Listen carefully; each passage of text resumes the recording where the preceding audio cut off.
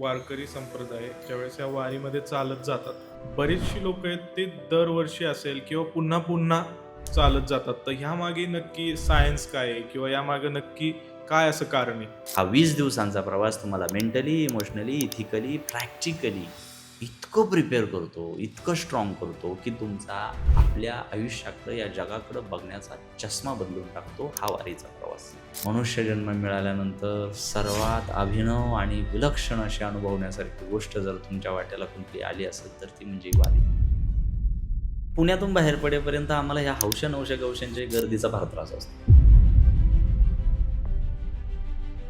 त्यातली बहुतांश मंडळी ही भजन करण्यासाठी तिथं आलेली नसतात, वारीत सहभागी होण्यासाठी आलेली नसतात. यांना फक्त हा वारी नावाचा इव्हेंट पाहायचा असतो. आम्हाला अनेक उद्योग व्यवसायाचे व्याप आहे. काही काही लोक तर मला अभिनिवेशानं बोलून दाखवतात, आम्हाला वेळ मिळत नाही वारीला यायला. मी स्पष्ट सांगतो, तुला वेळ नाही अशातला भाग नाही, तू त्या लायकीचा नाहीस. त्याची भक्ती आणि त्याचा डोळसपणाचा परमार्थ पाहून पांडुरंगानं स्वतः त्याला मांस विकायला मदत केल्याचा उल्लेख आहे पुराणात. ज्या वेळेस पैसखांबाला नेवाशाच्या त्या टिपून माऊलीने ज्ञानेश्वरी सांगितली, सच्चिदानंद बाबांनी ती ज्ञानेश्वरी लिहिली, त्यावेळेस त्या ज्ञानेश्वरीमध्ये आमचा उपयोग करा म्हणून 56 भाषा माऊलींच्या समोर हात जोडून उभ्या राहिल्या की आमचा त्याच्यात उपयोग करा. माऊली म्हणतात, माझ्या या मराठीची अक्षरं इतकी गोड आहेत, इतकी गोड आहेत की अमृतासोबत सुद्धा ती गोडपणाची पैज जिंकली, अमृतापेक्षा गोड. माझ्या आवडीचं, सर्वात आवडीचं पात्र म्हणजे रावण. सीतामातेचं अपहरण केलं म्हणजे रावण काही श्रीलंपट नव्हता, वासनाधारी नव्हता, हे सर्वात अगोदर लक्षात घ्या. तुम्हाला मी रावणाचे याच्यातले शब्द सांगतो. मुझसा जोगी मुझसा जोधा और न कोई दूजा है. नीट ऐका. मुझसा जोगी मुझसा जोधा और न कोई दूजा है, अपने शीशों को काट काट कर मैंने शंकर को पूजा. नमस्कार मित्रांनो, जय शिवराय. मी उत्कर्ष कुदळे घेऊन आलेलो आहे आपल्या पहिल्या पॉडकास्टचा दुसरा भाग. आजचा हा पॉडकास्ट आपण जो पहिला पॉडकास्ट केलेला आहे चैतन्य महाराज वाडेकर यांच्यासोबत, त्याचाच हा भाग 2 आहे. यामध्ये जसं मी तुम्हाला मागच्या भागात सांगितलं की भगवान श्रीकृष्ण आहेत, भगवान श्रीराम आणि ज्ञानेश्वर माऊली, संत तुकाराम महाराज, अशा बऱ्याच वेगवेगळ्या थोर संतांचं, देवांच्या बद्दलचे काही किस्से, काही लीला त्यांनी या पॉडकास्टमध्ये सांगितलेले आहेत या भागामध्ये. पण रावणाबद्दल देखील भरपूर साऱ्या रंजक गोष्टी या पॉडकास्टमध्ये सांगितलेल्या आहेत, ज्या नक्कीच तुम्हाला माहीत नसतील. तर त्या काय गोष्टी आहेत, तर चला तर मग आपण या पॉडकास्टमध्ये पाहूया. महाराज, आजकाल आपण पाहतो की लोक एकमेकांना दुखवतात, पण माफी मागत नाही. मग हे जे लोकांचं मन आहे, ते एवढे कठोर का झाले? सगळ्यात मोठी अडचण दांभिकता ही फार मोठ्या प्रमाणात वाढत चालली आहे. दांभिकता इट मीन्स ॲक्सेप्टन्स कमी झाला आहे. ओके. स्वीकारणं ही गोष्ट राहिलेली नाही. मला असं वाटतं की ही दांभिकता आपण सगळ्यांनीच ही दांभिकता कमी केली पाहिजे. अनेकदा आपल्याला वाटतं की माझ्यामुळं अमुक गोष्ट आहे, माझ्यामुळं तमुक गोष्ट आहे, माझ्यामुळं हा आहे, माझ्यामुळं तो आहे. तो मीपणा. त्यालाच दांभिकता आपण म्हणू. खरं तर वास्तव असं आहे उत्कर्ष दादा, की हे जग कोणा वाचून कधीच थांबलं नाही आणि थांबणारही नाही. मोठमोठी कर्तृत्ववान माणसं या जगाच्या पाठीवर होऊन गेली, जी आज हयातही नाही आहेत. पण मला सांगा, ती नाही आहेत म्हणून जग थांबलंय का? अगदीच नाही. ताजं उदाहरण आहे आता गेल्या काही दिवसांपूर्वीचं. आपल्या राज्याचे उपमुख्यमंत्री आदरणीय अजितदादा गेले. वैयक्तिक माझ्याही आवडीचा नेता होता, डेडिकेटेड.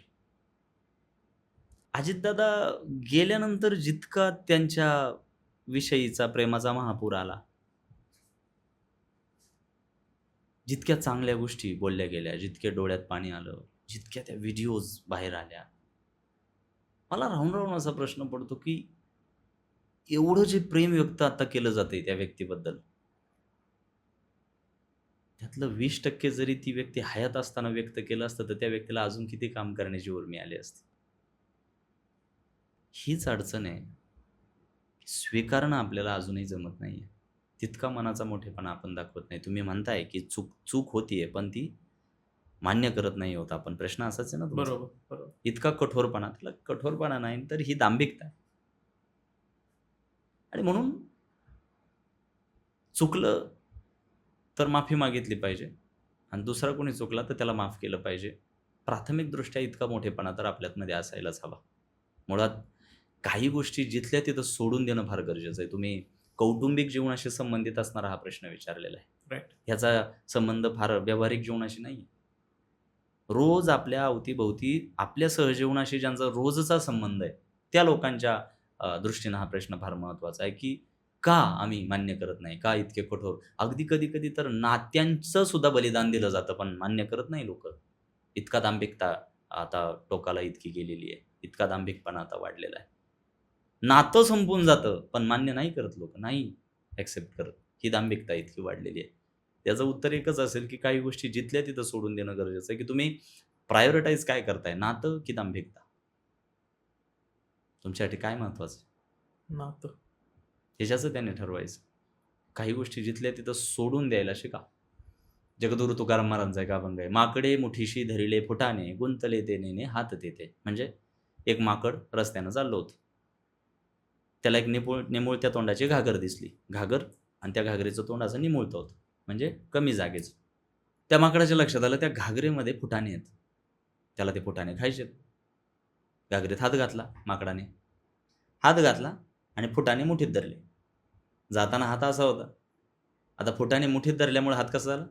मूठ आवळली. परिणामी मूठ आवळल्यामुळं, फुटाणे हातात धरल्यामुळं हात बाहेर येत नाही. अडकला. अशा वेळी जगद्गुरू तुकोबाराय आपल्याला प्रश्न विचारतात, की त्यावेळी, त्या क्षणी सुटका करून घेण्यासाठी त्या माकडानं काय करणं आवश्यक आहे? फुटाणे सोडून द्यायला पाहिजे. एक्झॅक्टली. सोडून द्यायला शिका. हेच माझ्या तुमच्या प्रश्नाचं उत्तर आहे. वा. महाराज, आपण आजच्या युगामध्ये पाहतो की प्रत्येकजण एक कॉम्पिटिटिव्ह वर्ल्डमध्ये आता आहे. तर बऱ्याचदा असं पाहण्यात येतं की एखाद्या व्यक्तीला कंपॅरिझनमुळे खूप कमीपणा किंवा तिरस्कार वाटतो.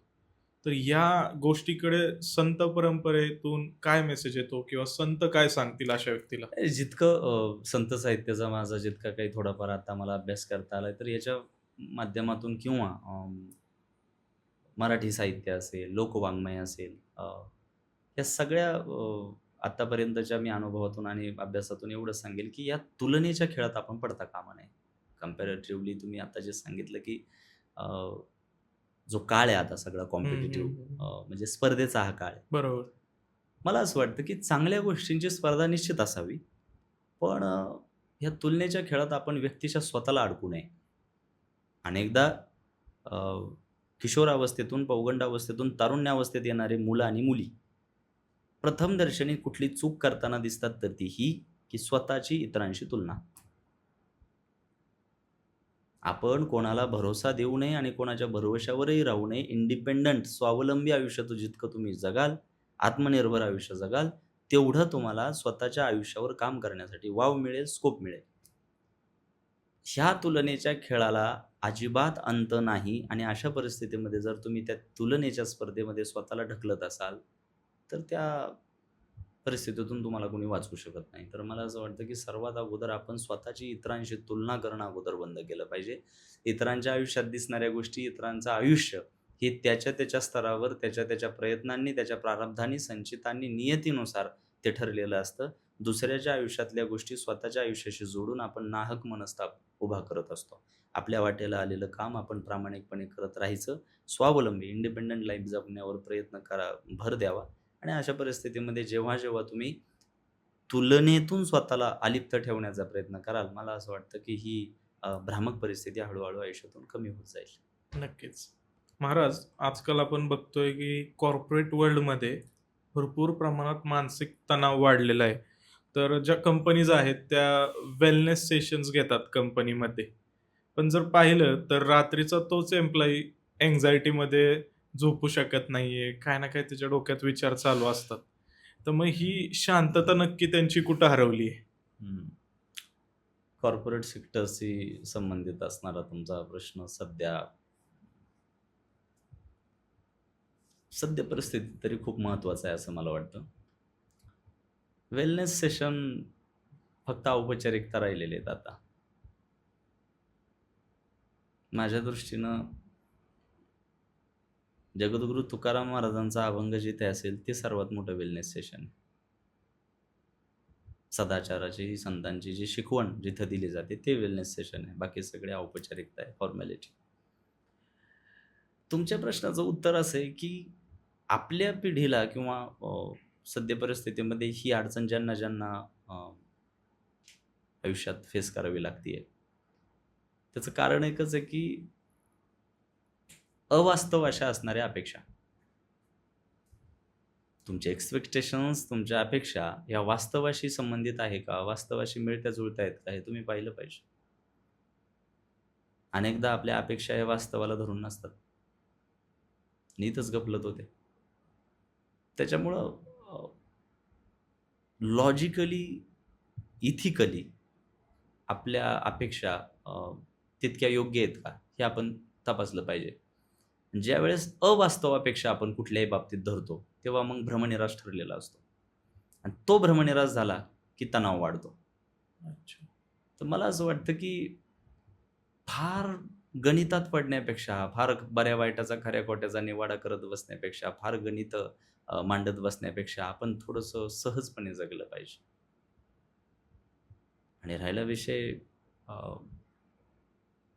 रात्री शांत झोप येण्यासाठी दिवसभर स्वतःशी प्रामाणिक सुद्धा असलं पाहिजे. मला असं वाटतं की जितक्या ट्रान्सपरंटली, पारदर्शकपणे आपण स्वतःसाठी विचार करू, तितका हा भ्रमनिरास कमी होत जाईल. आणि एकदा स्वतःचा आपण मित्र झालो आणि अनावश्यक अवास्तव अशा अपेक्षा कमी केल्या, तर मला असं वाटतं की तो होणारा भ्रमनिरास सुद्धा कमी होईल आणि हळूहळू शांततेच्या दृष्टीने आपली वाटचाल होईल. नक्कीच. महाराज, तसं पाहिलं तर आपल्या महाराष्ट्राला एक खूप मोठी संत परंपरा लाभलेली आहे आणि दरवर्षी आपण पाहतो की देहू असेल, आळंदी असेल, अनेक संतांच्या ठिकाणांहून पंढरपूरला आपली पालखी जाते. तर ज्यावेळेस आपण हे बघतो की वारकरी संप्रदाय ज्यावेळेस या वारीमध्ये चालत जातात, तर हे फक्त चालत जात नाहीत. बरीचशी लोक आहेत ते दरवर्षी असेल किंवा पुन्हा पुन्हा चालत जातात. तर ह्यामागे नक्की सायन्स काय आहे किंवा यामागे नक्की काय असं कारण आहे? मी नेहमी वाट पाहत असतो की मला वारीबद्दल विचारलं जावं. आज केवळ या पॉडकास्टमध्ये तुम्ही हा प्रश्न विचारलाय म्हणून नाही, मनापासून मी या प्रश्नाचं उत्तर सांगण्यासाठी स्वतः उत्सुक असतो, क्युरियस असतो की इतरांच्या मनातले जे काही भ्रम आहेत किंवा गैरसमज आहेत ते काढून टाकावेत. अनेक नास्तिकवादी चळवळीच्या प्रणेत्यांना असं वाटतं की काय खांद्यावर पताका घ्यायची आणि 250 किलोमीटर चालत जायचं. कुठल्याही बाबतीतला वारकरी परंपरेचा अभ्यास नसणाऱ्या व्यक्तीला ही प्रथमदर्शनी पायपीट वाटू शकते. तसं मुळीच नाही आहे. गेल्या शेकडो वर्षांची परंपरा असणाऱ्या आषाढी पायी वारीचं सर्वात मोठं महत्त्व असं की पंढरीच्या लोकांनाही अभिमान, पाया पडे जन एकमेका. तर लहान मोठा, ऊच नीच, गर्भश्रीमंत, गरीब, झोपडीतला, महाडातला असा कुठलाही निवाडा तिथं केला जात नाही. तिथे सरळ माऊली म्हणून पाय धरले जातात आणि रामकृष्ण हरी म्हणून आलिंगन दिलं जातं. तुम्हाला माझा अनुभव सांगतो. गेली 10 ते 12 वर्ष झालं मी स्वतः पायवारी करतोय. जेव्हा देहूमधून, आळंदीतून लाखो वारकरी, कोणी माऊलींच्या पालखीसोबत, कोणी तुकोबारायांच्या पालखीसोबत, मला प्राप्त माहितीनुसार, माझ्याकडे असलेल्या माहितीनुसार माऊली ज्ञानेश्वर महाराजांच्या पालखी सोहळ्यामध्ये 7 ते 8 लाख लोक असतात. जगद्गुरू तुकोबारायांच्या पालखी सोहळ्यामध्ये तुलनेनं माऊलींपेक्षा थोडे कमी, म्हणजे एक 5 ते 6 लाख लोक असतात. कमी जास्त असू शकतं माझ्या माहितीनुसार.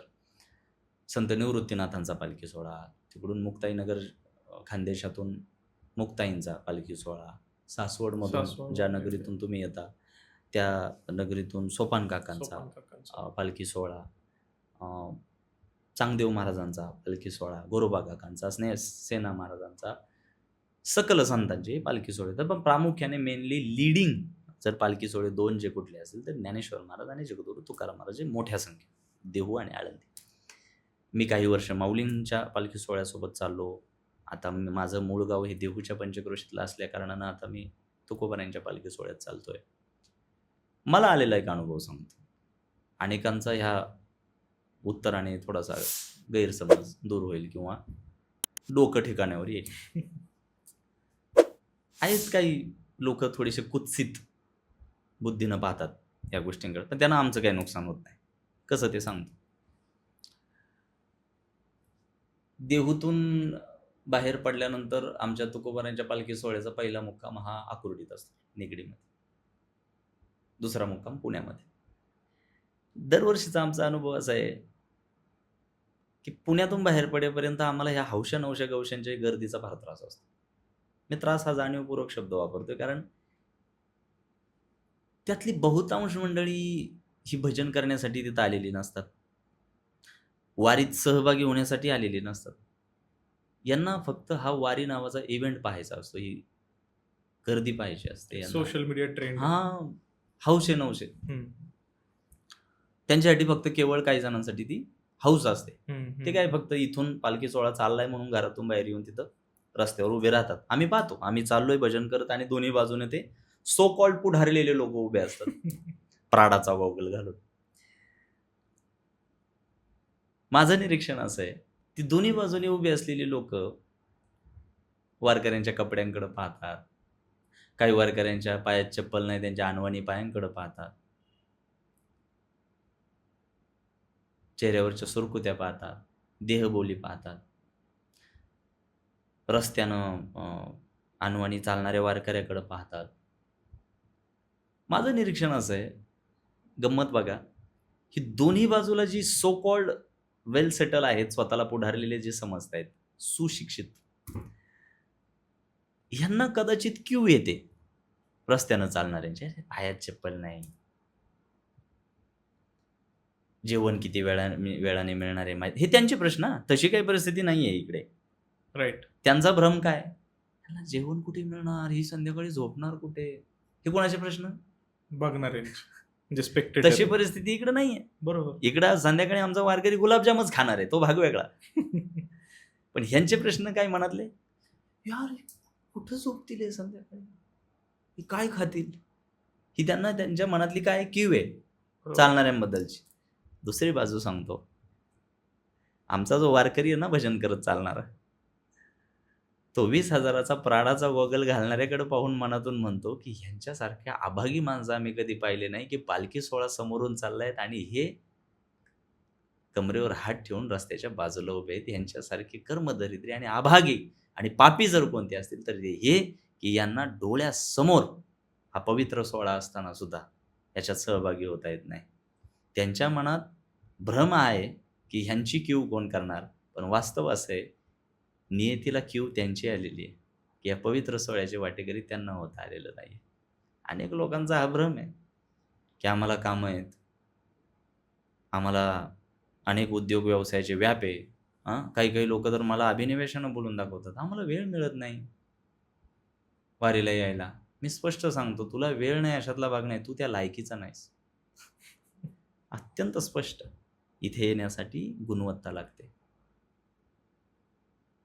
एक प्रमाणपत्र लागतं आणि ते प्रमाणपत्र आहे चारित्र्याचं. आणि हे सर्टिफिकेशन तुम्ही स्वतः नाही देऊ शकत, तो GR तिकडून निघावा लागतो केंद्रातून.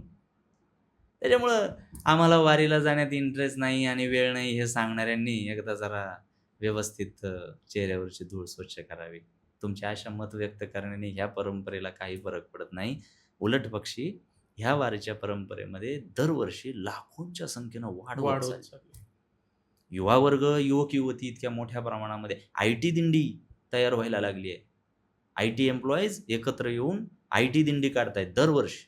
मी पाहतोय 250, 400 मुलं मुली IT एम्प्लॉईज एकत्र येतात आणि IT दिंडीच्या नावाने वारी करतायत. त्याच्यामुळे ह्या परंपरेच्या भविष्याबद्दल कुठल्या तरी नास्तिकवादी चळवळीच्या प्रणितांनी काळजी करण्याचं काही कारण नाही. तुम्ही विचारलं की वर्षानुवर्ष लोक चालत का जातात, तो जन्मापासून मोक्षाकडे चालू असलेला प्रवास आहे तो. आणि ह्याची स्केल, ह्याची उंची, ह्या कोटीतला तो विचार करण्यासाठी तितकी गुणवत्ता, सोप्या शब्दात तेवढी लायकी पाहिजे. अलीकडच्या काळामध्ये आम्ही काय, कोणीही तुम्हाला कन्व्हिन्स करत बसणार नाहीये की वारीला चला. आम्हालाही आमच्या पुण्यामध्ये भागीदार नको आहेत. आम्ही तुम्हाला अजिबात गळ घालणार नाही वारीला चला. आम्हा वारकऱ्यांचं, वारकरी परंपरेचं हे मुख्य व्रत आहे वारी. चातक पक्षी जसा वर्षावाची, मेघ वर्षावाची, पावसाची वाट पाहत असतो. का? तो पाणी पितो फक्त वर्षावाचं, पावसाचंच पाणी पितो. तो साठवलेलं पित नाही. प्रामाणिक असतो. मग तो चातक पक्षी जसा मेघ वर्षावाची वर्षभर वाट पाहतो, तसा आमचा वारकरी त्याचं कष्टप्रद, त्याचं दुःखप्रद आयुष्य क्षणात बाजूला सारून वारीची वाट पाहत असतो. कारण वारी ही केवळ आध्यात्मिक जर्नी नाही, हा केवळ एक आध्यात्मिक प्रवास नाही. वारी ही केवळ आध्यात्मिक गोष्ट नाही. आय रिपीट, हा 20 दिवसांचा प्रवास तुम्हाला मेंटली, इमोशनली, इथिकली, प्रॅक्टिकली इतकं प्रिपेअर करतो, इतकं स्ट्रॉंग करतो की तुमचा आपल्या आयुष्याकडं, या जगाकडं बघण्याचा चष्मा बदलून टाकतो हा वारीचा प्रवास. वा. मी जितकं तोंड भरून न थांबता बोलतोय याच्यातून तुम्ही लक्षात घ्या की आम्ही वारी काय अनुभवली असेल. नक्कीच तुम्ही ज्या प्रकारे वारीचं वर्णन केलंय ते एकदम उत्कृष्ट प्रकारे म्हणजे तुम्ही ते समजावलं की ज्या व्यक्तींना वारीबद्दल माहिती नसेल त्यांना आता ह्यातून समजेल की वारी नक्की काय आहे. माझं तुमच्या माध्यमातून सर्वांना सांगणं असेल, वारी ही केवळ आध्यात्मिक गोष्ट नाही. हा 20 दिवसांचा, 15-20 दिवसांचा प्रवास तुमच्या आयुष्याची एक निर्णायक वाटचाल ठरू शकतो.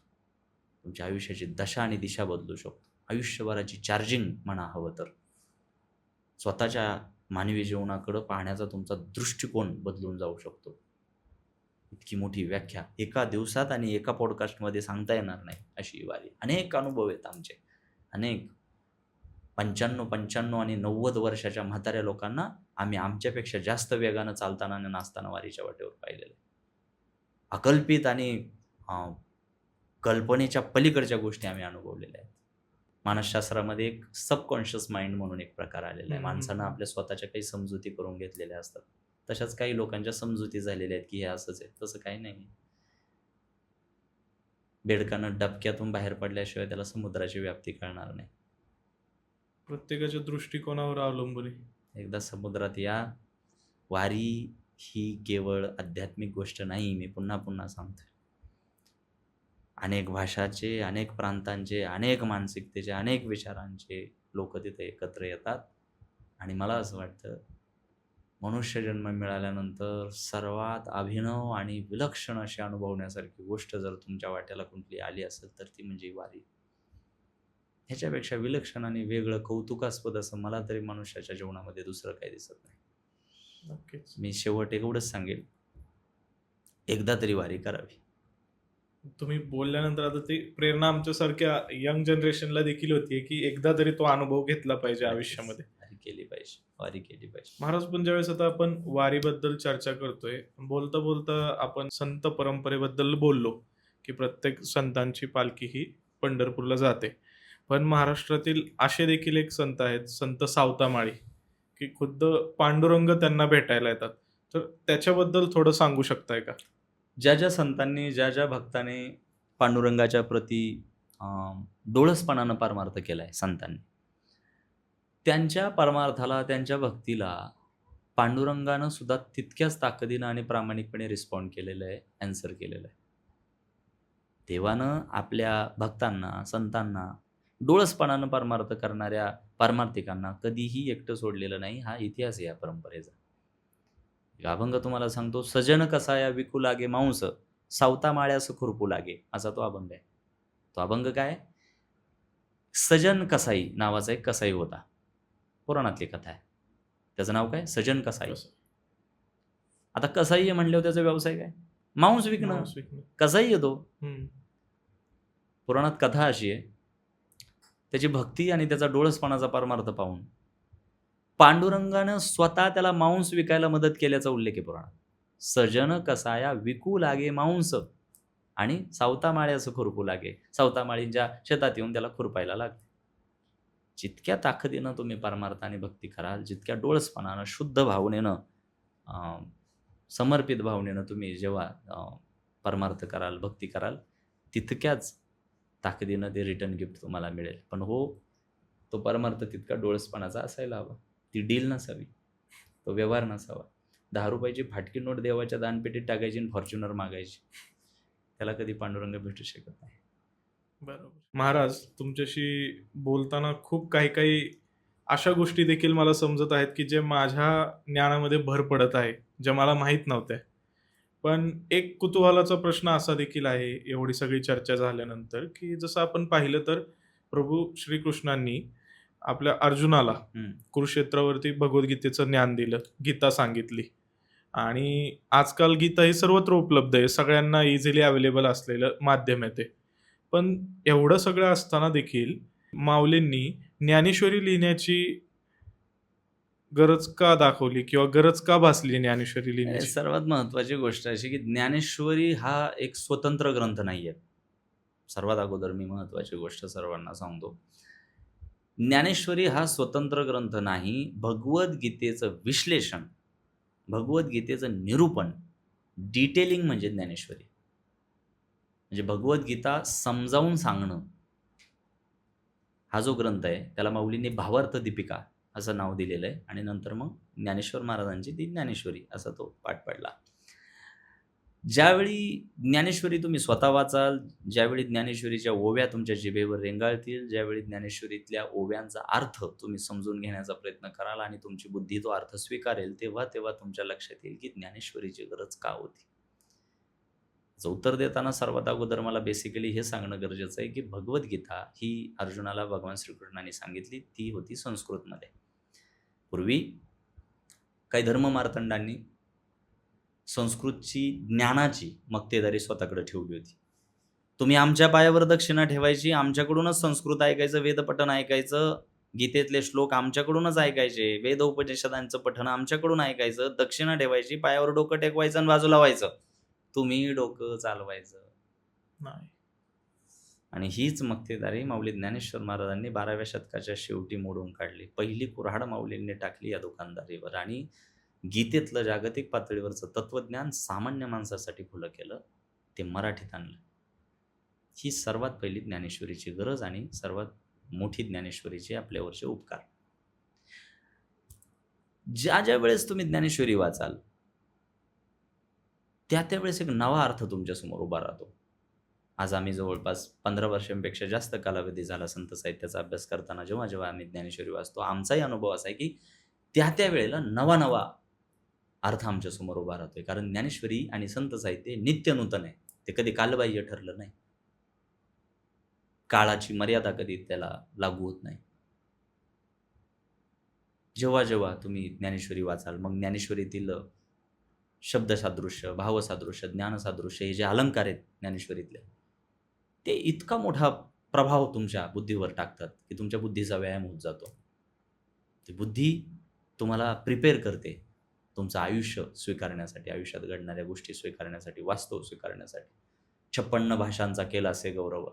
माऊली ज्ञानेश्वर महाराज नेवाशाला पैस कामाला टेकून जेव्हा ज्ञानेश्वरी सांगायला बसले, माऊलींनी ज्ञानेश्वरी लिहिली नाही, ज्ञानेश्वरी सांगितली. हे थोडं करेक्शन करतो. ओके. माऊलींनी ज्ञानेश्वरी आपण सहज बोलतो लिहिली, माऊलींनी ज्ञानेश्वरी सांगितली. लिहिण्याचं काम सच्चिदानंद बाबांनी केलं. माऊली ज्ञानोबा आहे, त्यांचे भावंड चालत असताना, आता ती कथा मी जास्त विस्तारानं सांगत नाही, समोरून एक प्रेतयात्रा येत होती, अंत्ययात्रा येत होती आणि माऊली आणि त्यांचे भावंड येत आहेत हे बघितल्यानंतर ज्ञानेश्वर माऊली आले हे बघून ज्या व्यक्तीचं प्रेत त्या तिरडीवर ठेवलं होतं, ज्याची ती अंत्ययात्रा होती, त्याची पत्नी समोर आली आणि ज्ञानेश्वर माऊलींचं दर्शन तिनं घेतलं. माऊलींच्या मुखातून शब्द निघाले, सौभाग्यवती भाऊ. ती महिला हसली. पतीची अंत्ययात्रा चालली, तुम्ही सौभाग्यवती भाऊ म्हणताय. निवृत्तीनाथ पुढे येतात, माऊलींचे मोठे भाऊ गुरु म्हणतात, ज्ञाना, तुझ्या मुखातून शब्द गेलाय तर आता तो खरा करून दाखव. माऊली जातात, प्रेताच्या मस्तकावरून हात फिरवतात आणि प्रेत उठून बसतंय. आणि ते प्रेत ज्यांचं होतं ते सच्चिदानंद बाबा, ज्यांनी ज्ञानेश्वरी लिहिली. आणि हे मी नाही सांगत, हे स्वतः माऊली ज्ञानेश्वरीत सांगतात. शके 1272 तैटिका केली ज्ञानेश्वरे, सच्चिदानंद बाबा आदरी लेखकू जाहला. हे माऊली सांगतात.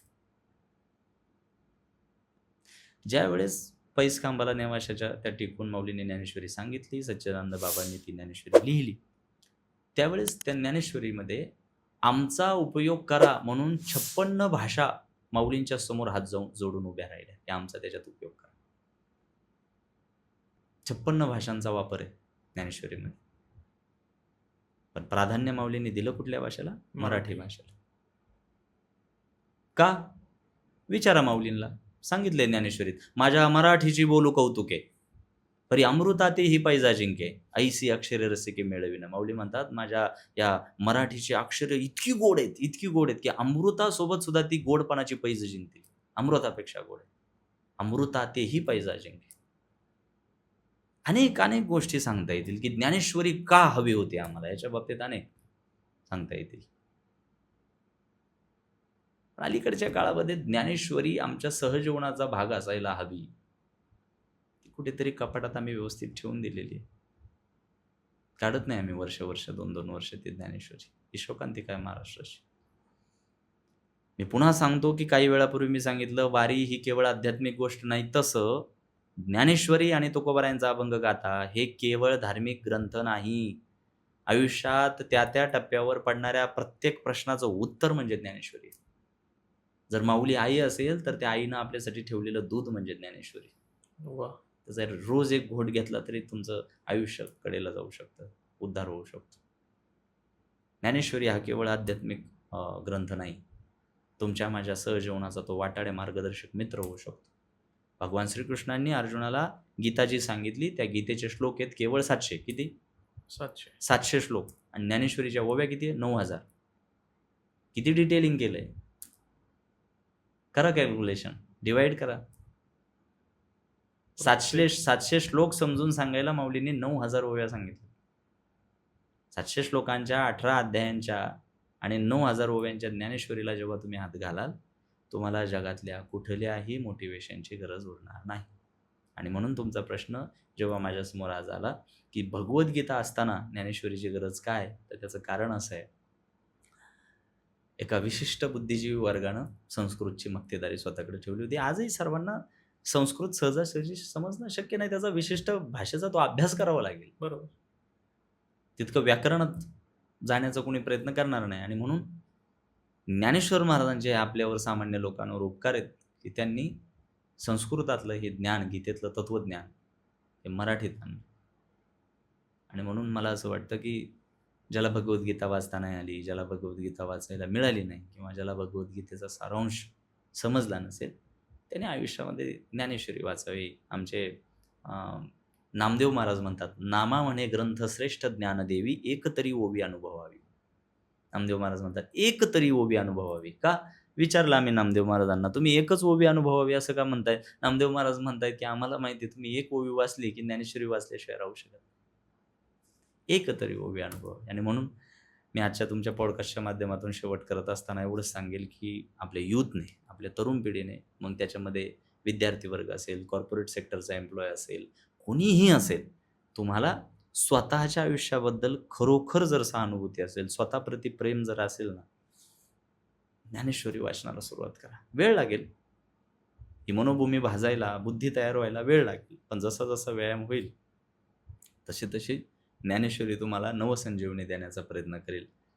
वैयक्तिक व्यक्तीच्या माझ्या जीवनामध्ये आज सर्वात मोठी संपत्ती जर माझ्याकडे असणारी कुठली असेल, तर ज्ञानेश्वरीतून जे काही मोजकं तत्वज्ञान माझ्या पदरात पडलंय, माझ्या आयुष्यातली सगळ्यात मोठी अचिव्हमेंट आणि मिळकत म्हणजे ती आहे.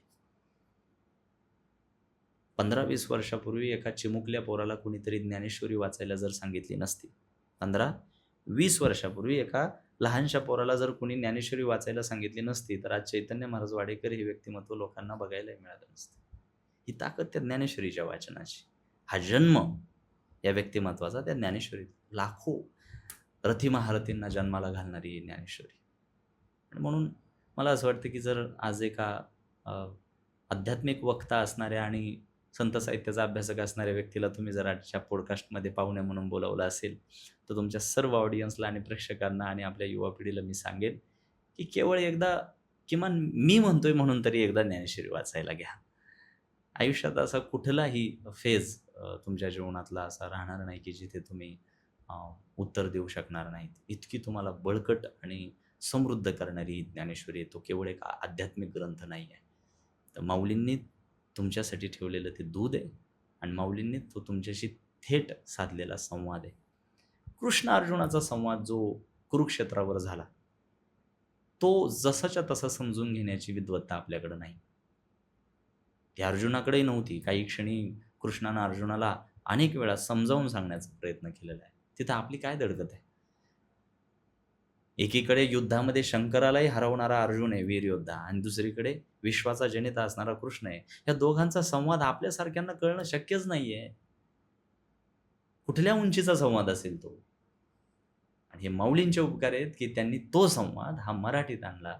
पण आपण इतके कर्मदरिद्री की ती ज्ञानेश्वरी उपलब्ध असून सुद्धा आजही ती समजून घेण्याचा, वाचण्याचा, ऐकण्याचा आग्रह आम्ही कधी धरत नाही. ठीक आहे, मागे झाले पाहू नका.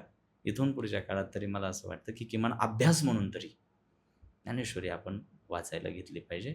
मला असं वाटतं की आत्ता या पॉडकास्टच्या सुरुवातीपासून शेवटपर्यंत नीतिमत्तेच्या, वारीच्या, जगद्गुरू तुकाराम महाराजांच्या, स्ट्रेसफुल तणावाच्या, संकटांच्या अनेक विषयांच्या माध्यमातून तुम्ही ज्या ज्या प्रश्नांना हात घातला, मला असं वाटतं की एका दिवसापुरत्या ह्या प्रश्नांना उजळणी देण्यापेक्षा कायमस्वरूपी रामबाण उपाय जर करायचा असेल तर त्याचं एकमेव उत्तर म्हणजे ज्ञानेश्वरी. नक्कीच. आता तुम्ही ज्या प्रकारे मांडणी केली आहे या प्रश्नाच्या उत्तराची, आता त्यामुळे मी देखील कन्व्हिन्स झालेलो आहे की मी सुद्धा पहिलं ज्ञानेश्वरी वाचायला सुरुवात केली पाहिजे. घेतली पाहिजे. कारण त्यानंतर मी लोकांना सांगू शकतोय की तुम्ही वाचा. उत्कर्षाने ज्ञानेश्वरी वाचल्याशिवाय उत्कर्षाचा उत्कर्ष होणार नाही. नाही, नक्कीच मी वाचेल. बराच वेळ आपण आता चर्चा करत आहोत, तर आता ह्या पॉडकास्टच्या मला वाटतं शेवटच्या टप्प्यावर आपण आलेलो आहे आणि एक सुंदर प्रश्न माझ्या मनामध्ये आहे जो मला तुम्हाला विचारायचा आहे महाराज, की तुकाराम महाराजांनी, म्हणजे जगद्गुरू तुकाराम महाराजांनी माणसाला सक्सेसफुल बनवायचा प्रयत्न केला की फक्त समाधानी बनवायचा प्रयत्न केलाय? अजून एकदा अत्यंत महत्त्वाचा हा प्रश्न आहे. जगद्गुरू तुकोबारायांच्या दृष्टीनं ह्या गोष्टीला सुद्धा अत्यंत महत्त्व आहे आणि आपल्या सगळ्यांच्या दृष्टीनं सुद्धा. तुम्ही प्रश्न असा विचारलाय की सक्सेसफुल होणं महत्त्वाचं की समाधानी असणं महत्त्वाचं. ह्याची व्याख्या थोडक्यात करतो आणि आता मी ह्याचा शेवट करतो. सक्सेसफुल हा संपन्नतेच्या कॅटेगरीतला शब्द येतो. सक्सेस म्हणजे संपन्नता, फार फार तर बरोबर. संपन्नता, सगळ्या गोष्टी असणं, बरोबर. याला आपण संपन्नता म्हणतो. पण समाधान हे ज्या गोष्टीने येतं त्याला आपण सुफळता म्हणू शकतो. संपन्नता आणि सुफळता या दोन गोष्टी वेगळ्या आहेत. तुमचा प्रपंच कितीही संपन्न असला तरी सुद्धा तुम्हाला एक्झॅक्टली जे करायला हवं ते तुम्ही केल्याशिवाय तुमचा प्रपंच सुफळ होऊ शकत नाही. मी पुन्हा एकदा सांगतो, तुम्ही तुमचा आत्तापर्यंतचा केलेला पूर्ण उहापोह, पूर्ण जो खटाटोप आहे तो कितीही संपन्न असला तरी सुद्धा तुम्ही वास्तवात जे करणं गरजेचं आहे ते केल्याशिवाय तो सुफळ होऊ शकत नाही. सोपं करून सांगतो उदाहरणासहित. रामायणातलं तुमच्या आवडीचं कुठलं पात्र आहे सांगा? प्रभू श्रीरामानंतर हनुमानजी. कोणालाही विचारलं तर पहिलं नाव रामाचं घेतील. कोणी हनुमानाचं सांगेल, कोणी सीतामातेचं सांगेल. या बाबतीत माझा विचार थोडा उलटा आहे. माझ्या आवडीचं, सर्वात आवडीचं पात्र म्हणजे रावण. रावणाच्या बाबतीत फार गैरसमज आहेत लोकांच्या मनामध्ये. सीतामातेचं अपहरण केलं म्हणजे रावण काही श्रीलंपट नव्हता, वासनाधारी नव्हता, हे सर्वात अगोदर लक्षात घ्या. भगवान महादेवांचा सर्वात मोठा भक्त म्हणून स्वतः महादेवांनी ज्याला स्वीकारले माझा सर्वात मोठा भक्त म्हणून, तो रावण आहे. मुझसा जोगी, तुम्हाला मी रावणाचे ह्याच्यातले शब्द सांगतो. मुझसा जोगी मुझसा जोधा और न कोई दूजा है. नीट आहे का? मुझसा जोगी मुझसा जोधा और न कोई दूजा है, अपने शीशों को काट काट कर मैंने शंकर को पूजा है. हे भगवान शंकराच्या बाबतीतले उच्चार रावणाचे. चला अजून एक उदाहरण देतो. आज भगवान शंकराचं जे तांडव स्तोत्र गायलं जातं ते कोणी रचलंय माहिती आहे तुम्हाला? रावणाने रचलं. भल्या भल्या दशग्रंथी ब्राह्मणांना सुद्धा पाणी पाजेल इतकं मोठं ज्ञान होतं रावणाकडे. पांडित्य, पराकोटीचं पांडित्य होतं रावणाकडे. आता मला विस्तार करायला वेळ नाही, पण चला आठवले आणि सांगणं गरजेचं आहे म्हणून पटकन सांगतो. ज्यावेळेस सीतामातेला आणायला जायचे आणि वानर सेनेनं राम सेतू बांधायला सुरुवात केली आणि सेतूचं काम सुरू होणार, सेतू बांधणार, तर सेतू बांधायच्या वेळेला कुठलीही अडचण होऊ नये म्हणून तिथे पूजा घालायचा संकल्प केला गेला. पूजा केल्याशिवाय तिथे ते निर्विघ्न ते कार्य पार पडणार नाही असं ठरलं. आणि पूजा करायची म्हणल्यावर पूजेला यजमान पाहिजे, दशग्रंथी ब्राह्मण तिथं मंत्रोच्चार करायला पाहिजे. रामप्रभूंना वरिष्ठांनी, ज्येष्ठांनी पूजेसाठी ज्या यजमानाचं नाव सुचवलं आणि प्रत्यक्ष ज्यांनी येऊन ती पूजा पूर्ण पार पाडली, ती व्यक्ती रावण आहे. अनेक लोकांना माहिती नाही.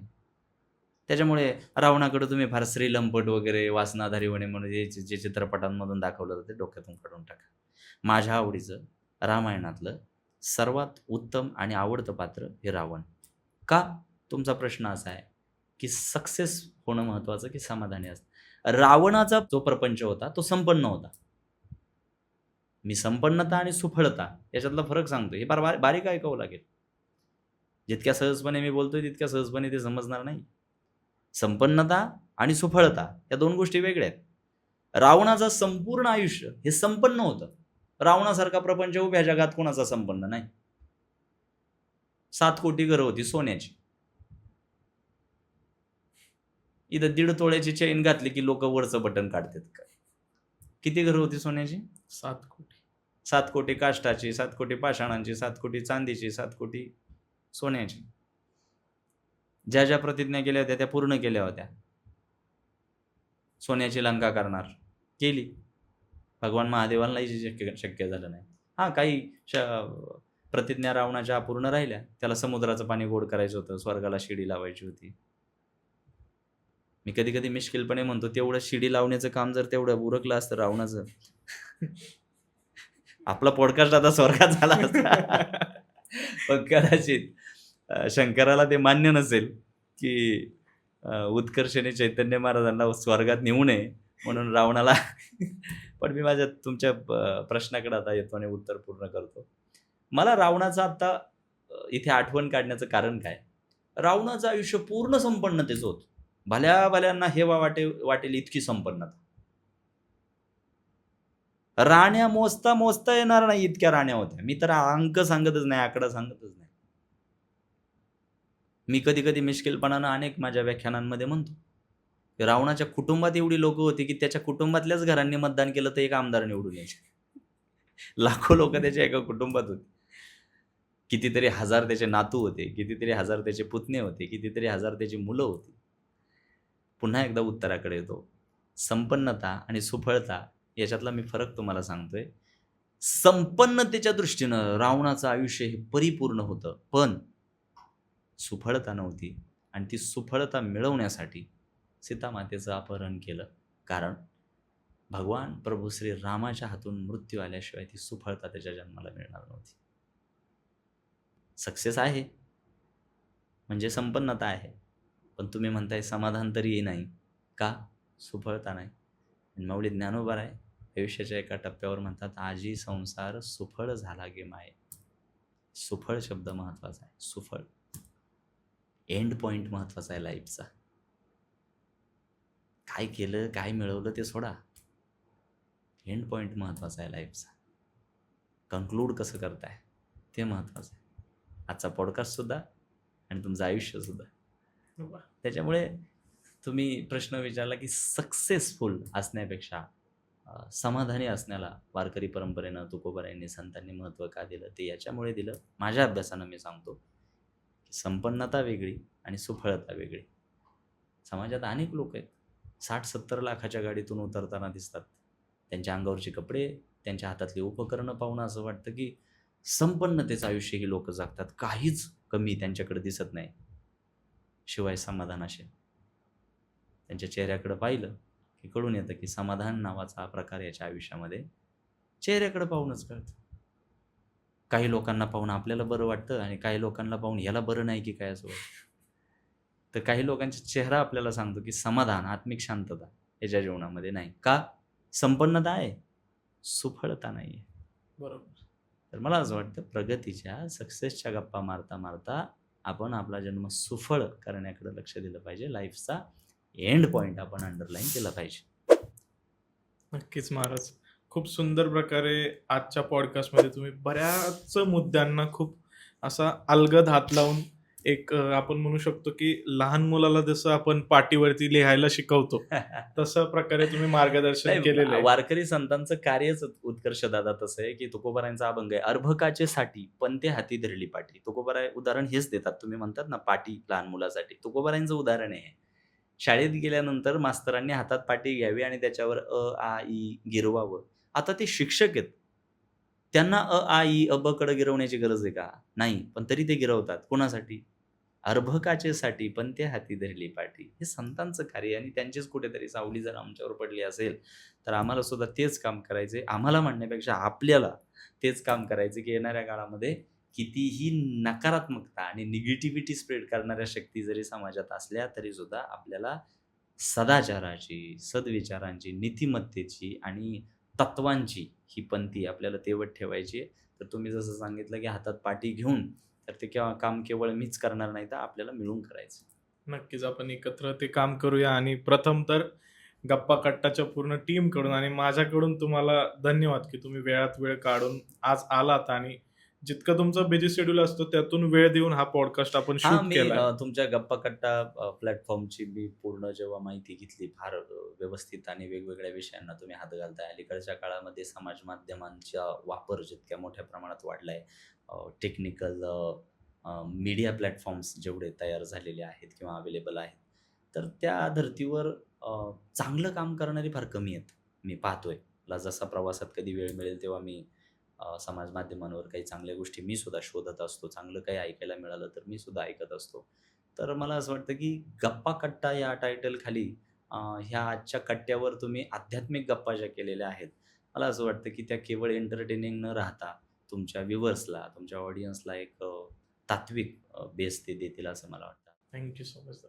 खूप खूप आभार आणि तुम्हाला देखील आम्ही लवकरात लवकर वेगळ्या विषयांवरती चर्चा करायला बोलूच. निश्चित. अर्थात आपले जे प्रेक्षक आहेत, जे पण मायबाप प्रेक्षक हा पॉडकास्ट इथपर्यंत ऐकले असतीलच, तर त्यांनी देखील कमेंट करून आम्हाला सांगा की पुढे भविष्यामध्ये दादांकडून आपल्याला कोणत्या गोष्टींवर मार्गदर्शन निश्चित. हवंय. तर त्यानुसार मग मी त्यांचा वेळ घेऊन त्यांना आमंत्रित करेल आणि एक छान असा आपण परत एकदा भाग शूट करू. निश्चित. रामकृष्ण हरी. रामकृष्ण हरी.